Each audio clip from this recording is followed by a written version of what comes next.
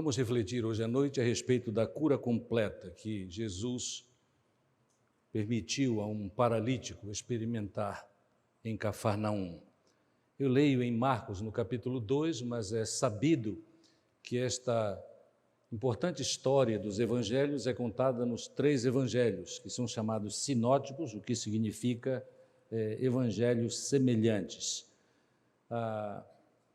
Eu tomarei alguns dos detalhes que são apresentados por Lucas, que é muito detalhista, é uma das características do evangelho do médico Lucas.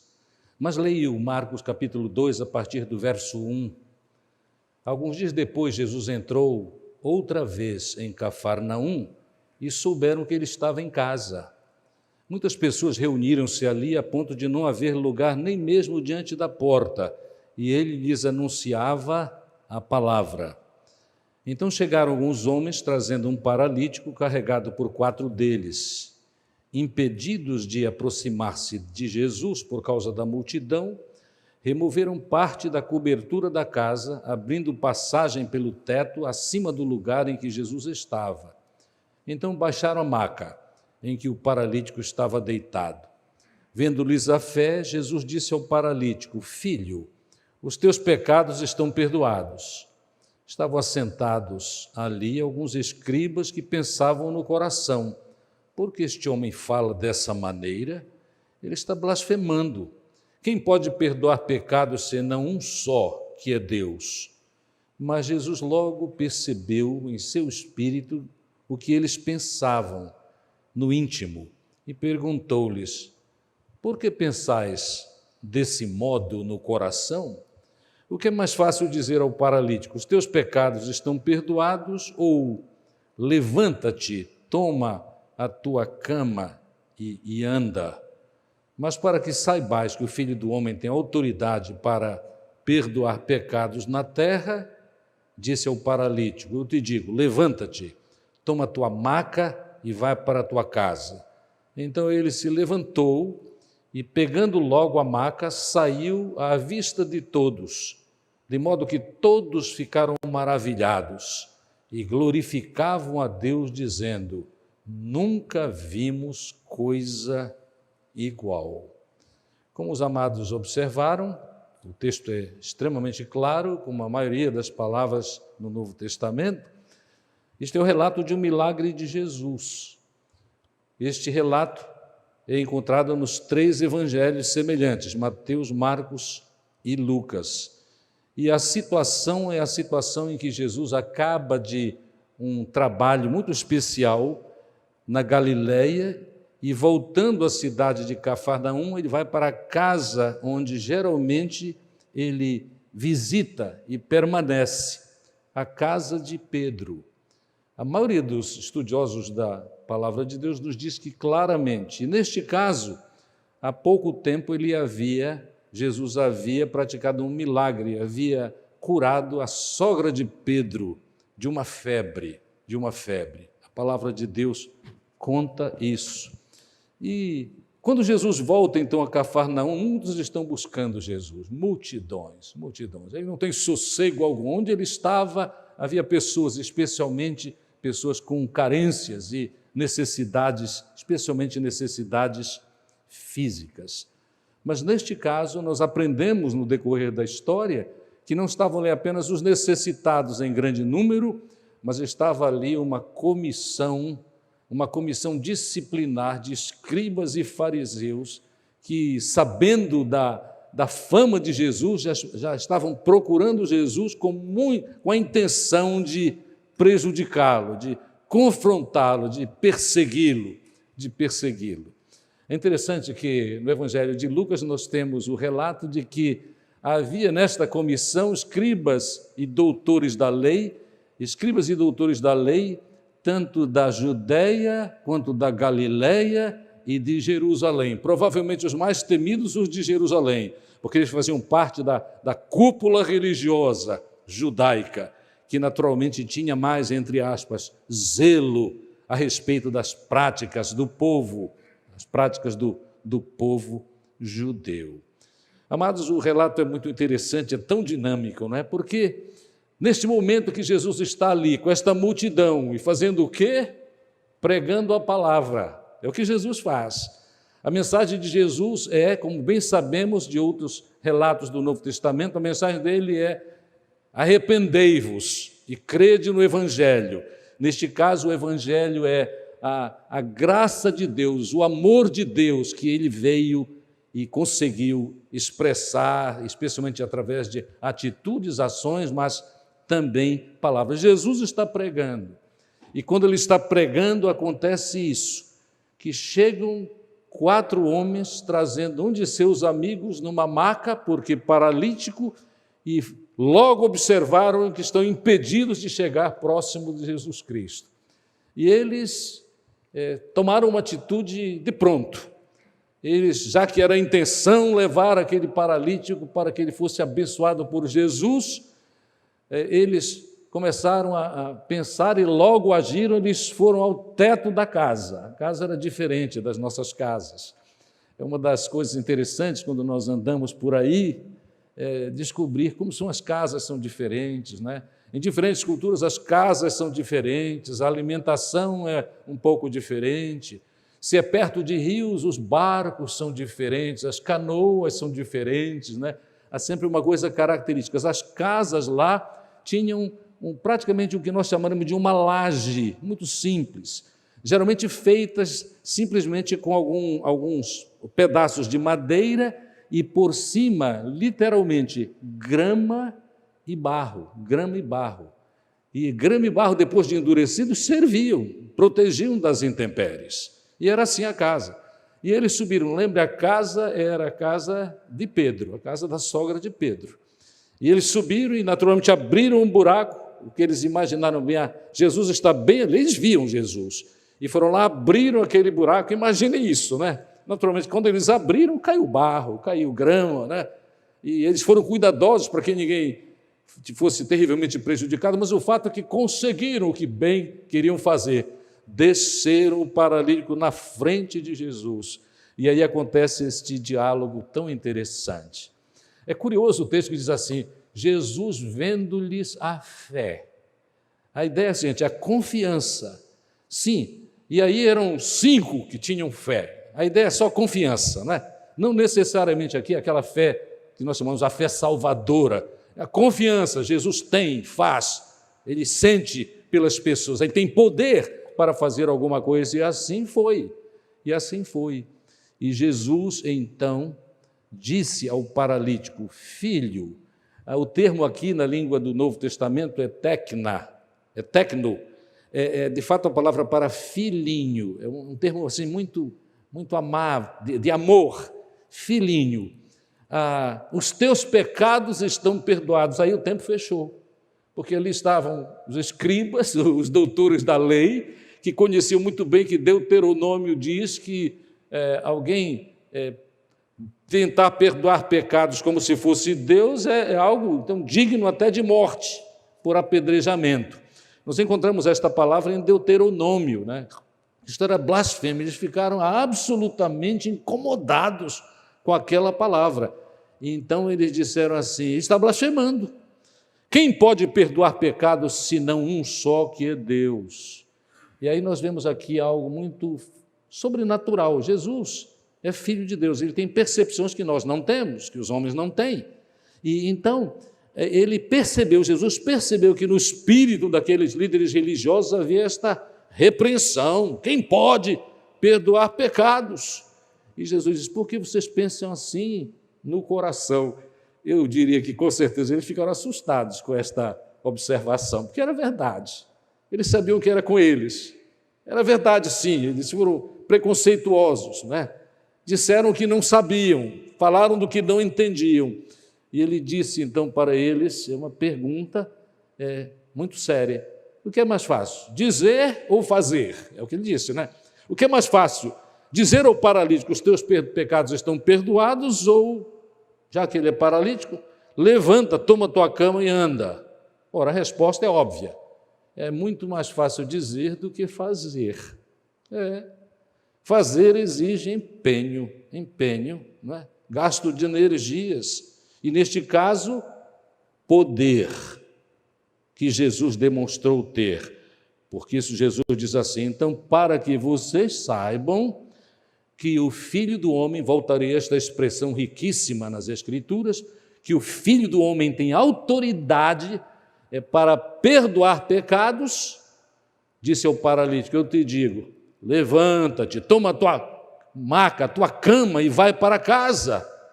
E ele levantou, pegou a maca, o paralítico pegou a maca, saiu. O texto diz assim: à vista de todos, eu puderam receber. Ele estava ali no meio daquele povão todo, né? O povo que estava lá buscando milagre, o povo que estava todos ouvindo a palavra de Jesus Cristo, ensinando mais uma vez, e ali os escribas e os doutores da lei, absolutamente arrasados, doentes com o que era a palavra, a afirmação de Jesus sobre o perdão dos pecados. E agora, muito mais.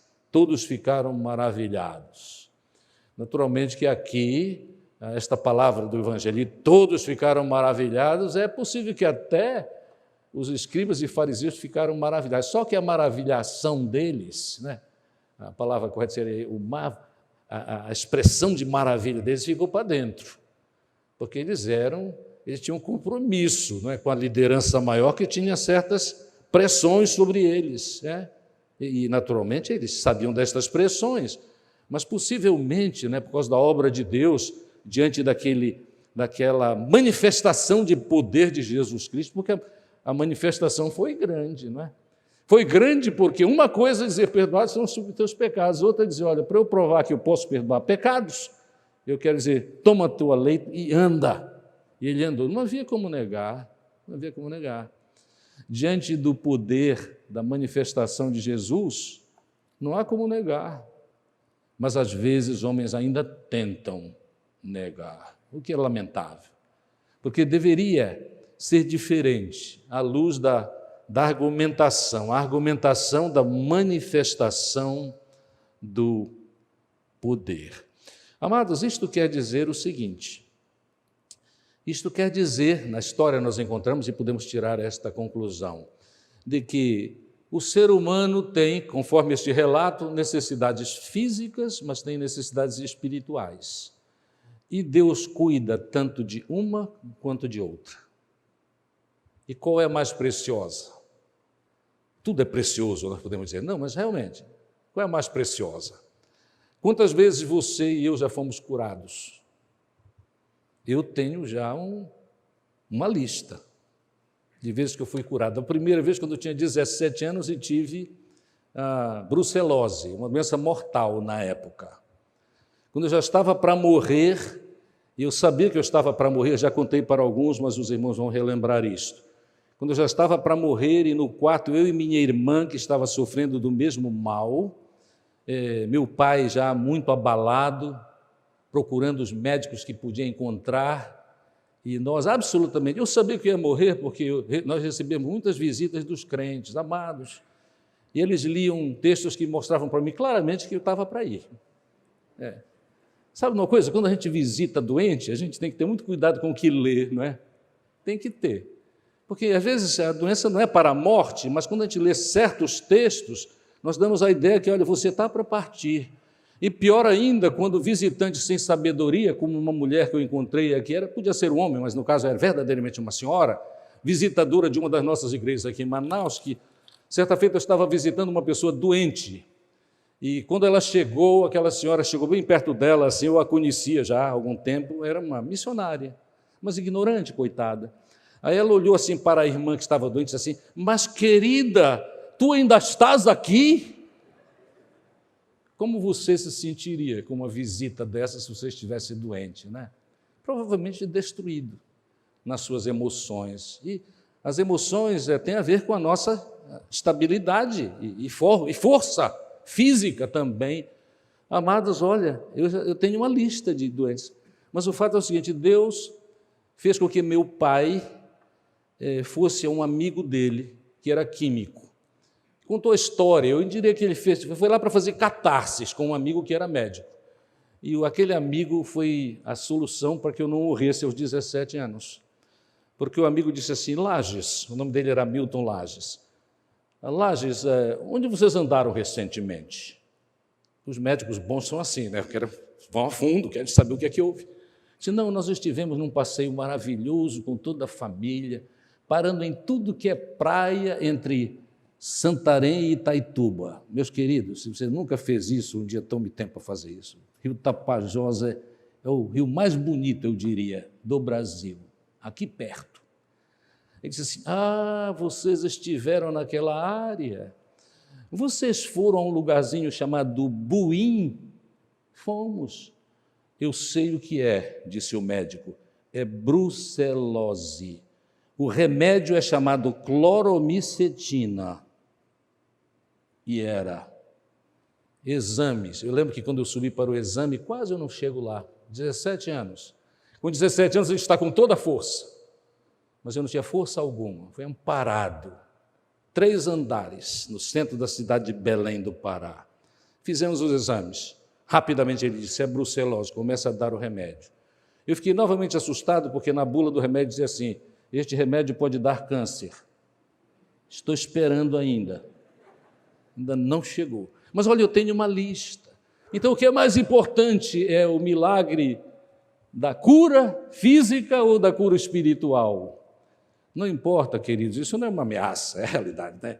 Não importa quantas vezes Deus já nos curou, o fato é que um dia nós partiremos, porque é o plano de Deus. A vida aqui não é ilimitada. A minha mãe demorou para ir, mas já foi. 103 anos abençoados. Ontem, numa festa espiritual na casa na celebração dos 80 anos da diaconisa Débora, eu lembrei novamente isso, na mesa onde eu estava, porque ela dizia para mim assim: meu filho, com a idade que eu tenho, ela tinha 101, com a idade que eu tenho, meu filho, eu tenho uma tristeza. A tristeza é a seguinte: eu não tenho mais ninguém para confirmar as minhas histórias. Todo mundo já tinha ido. Eu não tenho mais ninguém para confirmar as minhas histórias. Ela teve muitos livramentos, inclusive teve câncer. Foi totalmente curada, glória a Deus. Eu lembro a angústia do meu pai, mas não importa quantas vezes formos fisicamente curados, um dia nós partiremos daqui, a não ser que Deus cumpra a sua promessa, que está de pé, e que Jesus voltará para arrebatar a sua igreja. Aí nós não passaremos pela morte física, nós seremos arrebatados. Mas, amados, o melhor, de fato, é o milagre espiritual na nossa vida. E nós podemos celebrar isto agora. Podemos celebrar isto agora, confiando em Jesus. Mas é muito interessante, eu quero voltar à história, né? O mais importante, eu estou querendo afirmar e estou insistindo nisso, é a cura do nosso mal espiritual. O problema nosso é o problema do pecado.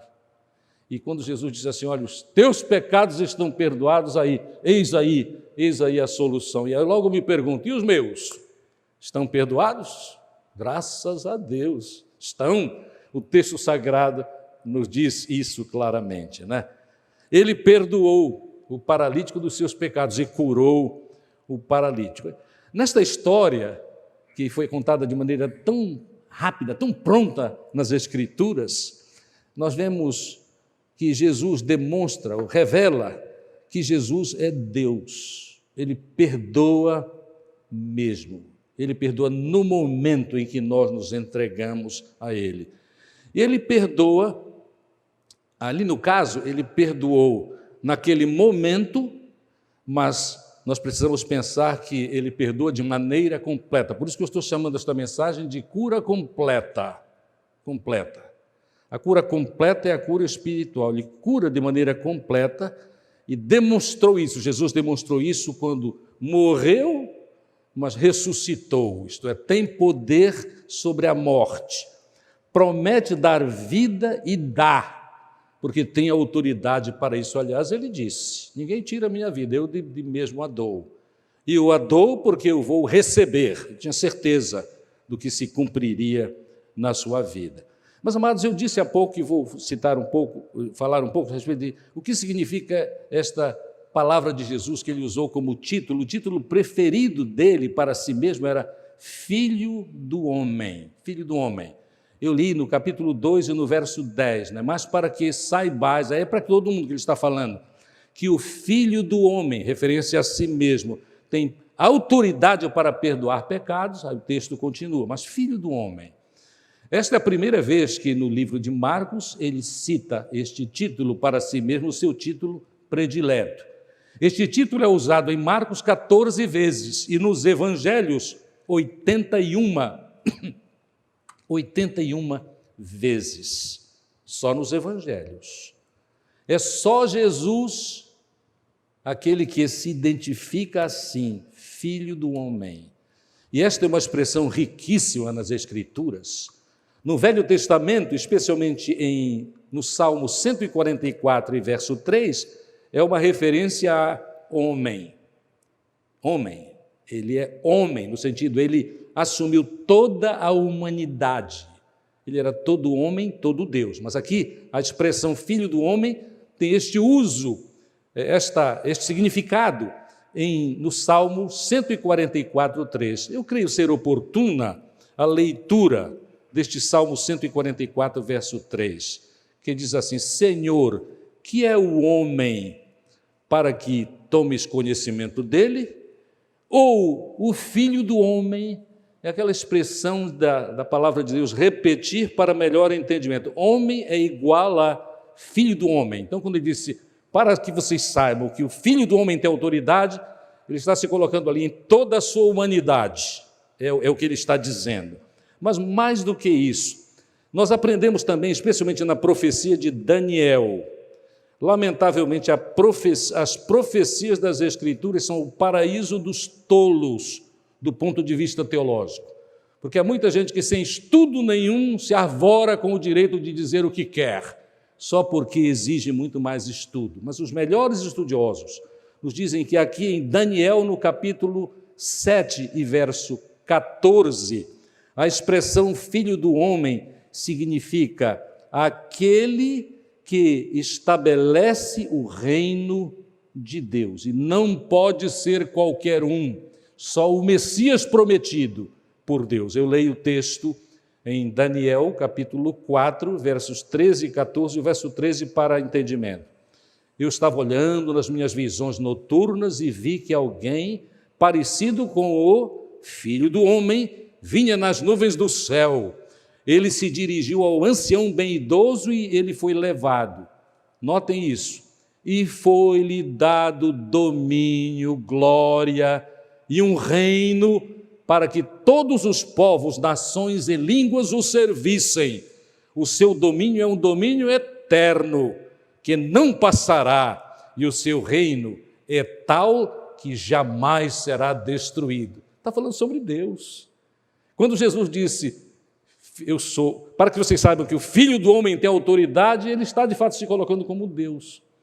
Mas nós sabemos que Vrede, um grande estudioso do passado, já distante, na presença do Senhor, já com certeza, ele levantou aquela tese muito interessante a respeito do segredo messiânico, isto é, Jesus só se revelou claramente como o Messias prometido no tempo certo. Aqui ele não estava revelando, entende? Jesus Cristo usou essa, para que vocês saibam que o Filho do Homem tem autoridade para perdoar pecados. Eu vou dizer, levanta, toma tua cama e anda, não é? Não era tempo ainda de revelação, eu sou Deus, mas logo chegou o tempo, porque ele chegou a dizer, não nos esqueçamos, em certo momento, no momento certo, no Kairos, tempo exato de Deus, ele disse, eu e o Pai somos um, e já não havia dúvida nenhuma sobre isso, mas chegou o tempo da revelação. Jesus sabiamente, porque Deus absolutamente sábio, aguardou o tempo certo das revelações mais diretas, revelações que inclusive o levaram a ser perseguido pelos religiosos daquele tempo. Amados, que expressão maravilhosa, né? Para que saibais que o Filho do Homem tem autoridade. Aí nós já sabemos agora o que isto significa. Jesus, quando curou o paralítico, mostrou claramente a sua misericórdia. A misericórdia é a ação de amor. Misericórdia tem a ver com ação de amor. O amor tem muitas expressões, mas a ação de amor é chamada misericórdia. Amados, é interessante, eu li um texto tão precioso que contava que no paralítico que recebeu a ordem de Jesus, olha, a palavra diz, os teus pecados estão perdoados. E logo depois, levanta, toma a tua cama e anda. O comentarista disse algo muito precioso, ele disse que cumpriu-se no paralítico a promessa bíblica do príncipe dos profetas, portanto Isaías, no capítulo 35 e verso 6, que diz assim: então o coxo saltará como cervo, e a língua do mudo cantará de alegria, porque águas arrebentarão no deserto e ribeiros no ermo. Notem que expressão interessante, quando nós ligamos isso ao que Jesus disse para o paralítico. Levanta, toma a tua cama e anda. A expressão tão preciosa, não é? O coxo saltará como o cervo. Que privilégio nosso conhecermos esta história e aplicarmos esta história à nossa vida. Amados, quando alguém crê, de fato, confia mesmo a sua vida ao Senhor Jesus, esta pessoa recebe a bênção completa, especialmente esta cura mais importante, a cura dos seus pecados, No relato, nós aprendemos isto claramente. Esta história pequena e tão tocante deve nos ajudar a gravar isso, por causa da nossa necessidade. Quando tivermos nossas necessidades de cura, de males físicos, vamos ao Senhor. Na vontade soberana do Senhor, Ele cura. Eu disse, Ele já me curou algumas vezes, eu passaria aqui muito tempo demasiado, se eu começasse a contar de outras curas e outros livramentos. Eu conheço muitas das curas e livramentos na vida dos irmãos, dados, não é o fim, não foi o fim. Eu sempre me impressiono com uma história de uma irmã nossa, na Igreja Memorial Batista de Brasília. Ela tinha câncer nos 2 pulmões e era o fim, diziam que era o fim. O médico disse, venha daqui a 6 meses, ela apareceu, ele não esperava. Aí ele disse, venha daqui a 6, ela foi, não esperava. Venha daqui a 1 ano, ela foi. E quando eu pastoreei por 6 anos a Igreja Memorial Batista de Brasília, ela estava lá. E eu vim para cá e ela está lá, até hoje. É Deus quem manda, irmãos, é Deus quem manda. Então vamos, nós precisamos a bênção da cura, peçamos ao Senhor, seja feita a tua vontade, sabes o meu desejo, eu quero cumprir ainda algumas coisas para a honra e glória do teu nome. Mas, amados, a cura espiritual, a cura, o perdão dos nossos pecados é absolutamente fundamental para todos nós, é o que há de mais importante. Esta história nos ajuda a levantar algumas questões, e eu quero, em complemento desta mensagem, trazer estas questões para os irmãos. Naturalmente, é pergunta metódica, eu mesmo vou responder. O que é que esta história ensina sobre Deus? O que a história ensina sobre Deus é o seguinte: Deus perdoa. Deus perdoa. Deus revela compaixão. É a ação de quem realmente ama. Deus honra quem confia nele. Quem é Deus? Quem é Deus? O que ensina sobre Deus? Ele perdoa. Ele perdoa. A história diz isso com muita clareza. Muito bem. O que é que esta história ensina sobre o homem? O homem tem necessidades, muitas. Entre elas, necessidade de cura de males físicos, mas perdão, cura dos seus pecados. O mais religioso, muitas vezes, é o que mais precisa, porque muitas vezes religião é só cumprir certas tabelinhas. Você faz isso, você vem à igreja todo domingo, você está salvo. Isso não existe, irmãos, não existe. Nós temos que resolver esta questão, o homem tem que resolver esta questão só com Deus mesmo. O que ensina sobre o homem é que nós temos grandes necessidades, e a maior delas é o perdão dos nossos pecados. E devemos lembrar o seguinte: muitas vezes, males físicos não têm relação nenhuma com pecados, mas às vezes têm. Eu quero complementar esta minha palavra com João, Evangelho de João, capítulo 9, porque esta é uma afirmação tola que está ainda por aí, né? Vocês lembram Jó, como foi? Jó era um homem justo, chamado por Deus assim, né? O mais justo dos homens. Mas aí os amigos dele, entre aspas, chegaram com ele e disseram: você conta para nós, Jó, o que é que tu andas fazendo, Jó? A ideia é o seguinte: ninguém fica doente assim, de graça não, alguma coisa tu fizeste, né? Ainda durante o ministério de Jesus Cristo, quando Jesus passou, João capítulo 9, verso 1, ele viu um homem cego de nascença. E os seus discípulos, a gente esperava mais deles, né? Mas eles eram como nós somos, né? Sujeitos às mesmas paixões, os mesmos deslizes mentais, né? Os discípulos perguntaram assim: mestre, quem pecou para que ele nascesse cego, ele ou os seus pais? Olha a ideia muito antiga, né?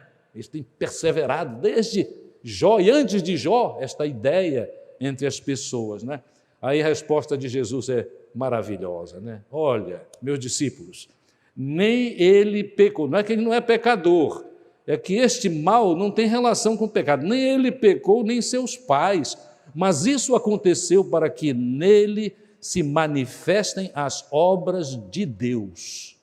É Deus no processo, sim, haja o que houver, Deus no processo, abençoando, curando, cumprindo a sua vontade. Então, o que ensina sobre o homem, olha, o homem é pecador e precisa resolver isso. Mas o mais importante, a terceira e última coisa, o que ensina sobre Jesus. Jesus é Deus.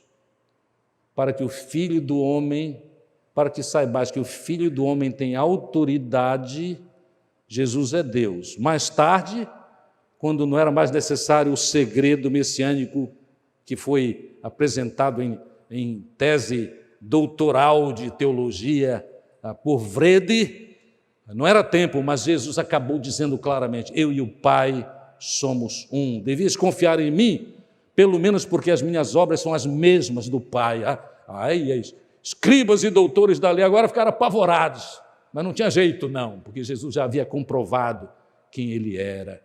Jesus, amados, tem muitas características aqui nesta história sobre Jesus. Ele conhece o homem. Lembram? Logo no início, os escribas e doutores da lei começaram a dizer assim no íntimo, né? Quem é esse? Quem que ele pensa que ele é? Só quem pode perdoar pecados é Deus. É isto mesmo, é só Deus que pode perdoar. É por isso que Jesus perdoava e continua perdoando. Gravem isso, continua perdoando. Continua perdoando. Mas não só isso, meus amados, Ele nos conhece profundamente, ninguém esconde nada de Deus. Olha, esta verdade de que nenhum de nós esconde coisa alguma sobre Deus é muito redentiva, Isto quer dizer, não há lugar onde esteja escondido de Deus. Eu não posso me esconder do teu Espírito, nós cantamos, e aí é uma verdade poderosíssima, né? Ora, se eu sei que todo o tempo eu estou sob a visão de Deus, eu procuro a ajuda de Deus para viver como Ele quer que eu viva, para a glorificação do seu nome e para o testemunho da palavra, a fim de que haja autoridade naquilo que eu digo quando eu anuncio por orientação de Deus. Olha, todo homem pecador, mas há solução para o pecado. É confiar em Jesus, é confessar os pecados e receber o poder da graça do Senhor. Ele perdoa pecados e Ele é soberano para curar qualquer doença. Quando nós sabemos destas coisas reveladas na pequena história sobre a cura do paralítico que foi descido pelo buraco no teto da casa da sogra de Pedro, que quadro, né? É um quadro pitoresco, né? Desceu. Jesus, perdoados são os teus pecados. Depois de toda aquela falta de entendimento de escribas e doutores da lei, o que é mais fácil? Dizer isso ou dizer: toma tua cama e levanta, toma tua cama e vai para a tua casa. Vai sim. Levanta-te, toma tua cama e vai para a tua casa. E assim aconteceu. Depois de sabermos tudo isso, amados, nós temos não tem jeito, nós precisamos reconhecer o valor de todas estas verdades sobre Deus, sobre homem, sobre Jesus, e precisamos chegar à compreensão que quem dá, eu preguei sobre isso hoje, quem convence o homem destas verdades é o Espírito Santo de Deus. É liberalizante para pregadores do Evangelho, pastores, missionários ou irmãos que pregam o Evangelho, o fato de que quem convence é o Espírito Santo, tira uma enorme pressão, né? Olha, a vida de um pregador que, quando prega, fica imaginando que é a sua argumentação que vai resolver isto, ele está perdido. Porque quando ele chega em casa, ele começa a se molestar, porque é tolo, não conhece a palavra de Deus, não é? Ele começa a se molestar, mas o que foi que eu fiz para que ninguém aceitasse Jesus hoje? Meu querido, nós somos só instrumentos. O violino Stradivarius não toca por si só, não. Ele precisa de alguém que sabe tocar o violino. Ou então fica lá, mudo. E assim é no nosso caso, né? Não tem efeito nenhum, não inspira ninguém. Mas é Deus quem convence. E Ele convence, continua convencendo. Até porque Ele insiste no seguinte, não há nenhum outro caminho. Não há nenhum outro caminho. Um verso bíblico que é bom gravar é aquele que diz assim, porque há um só Deus, e há um só mediador entre Deus e o homem, Jesus Cristo. Este que disse, teus pecados estão perdoados. Levanta, toma tua cama e anda. A minha oração é que, à luz destas palavras, nós sejamos sábios espiritualmente e aceitemos Jesus enquanto há tempo. E o tempo é agora, porque o amanhã não nos pertence. Eu recebi um convite de um amigo para no próximo domingo à noite estar com ele em uma festa da família dele. Eu respondi para ele e respondi na pressa. Mas ele, com certeza, por me conhecer e por ter os mesmos princípios que eu tenho quanto à vida espiritual, ele sabe o que eu queria dizer. A minha resposta para ele é assim, querido irmão, recebi o convite, estarei lá, ponto. Mandei. Mas, naturalmente, que eu estarei lá, faltou uma palavra, não falou? Vamos usar a Bíblia? Se Deus quiser. É verdade. Eu espero viver pelo menos 99 anos. Mas quem me dá dos irmãos segurança de que eu vou viver até o próximo domingo para participar do banquete com meu amigo? Só Deus garante. Então, meus amados, essa questão é séria demais para a gente deixar para amanhã. Não, eu depois resolvo isso. Uma adolescente disse para uma colega sua, em uma das nossas igrejas, o seguinte, olha, eu gosto muito desta palavra sobre Jesus, mas eu vou primeiro gozar a vida.